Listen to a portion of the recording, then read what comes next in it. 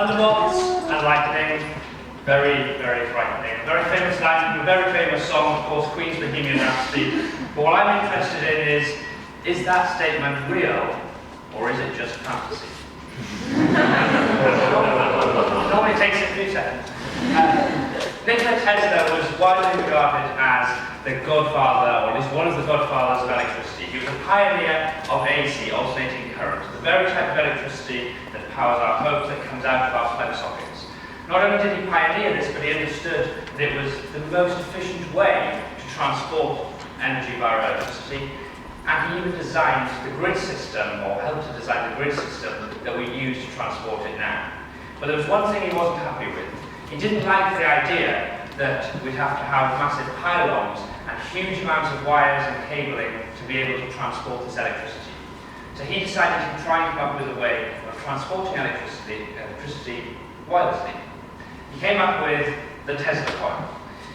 Now this is the Tesla coil. Inside it has a transformer. You have a transformer in, for example, your mobile phone charger, and that transformer is taking the voltage from the main supply and it's lowering that voltage to something that your phone can cope with and indeed requires a charge.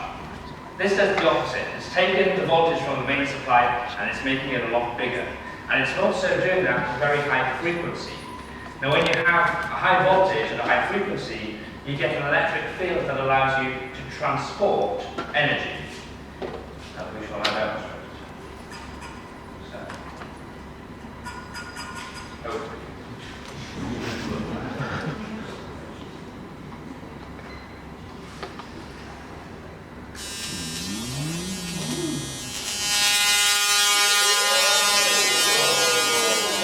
So it's a bit like the lightning strike.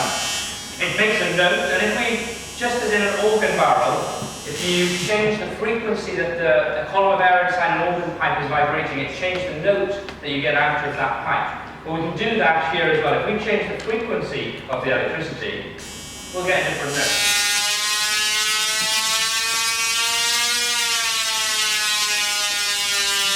It's a musical instrument we like to call the Zeus-aphone.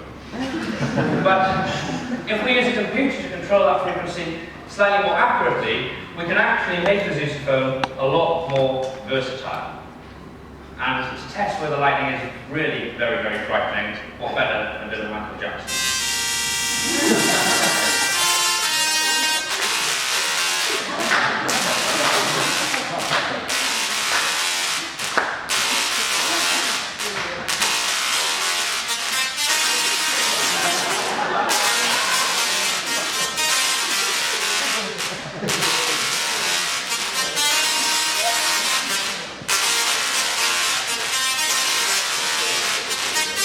It is going to play the whole song until someone stops.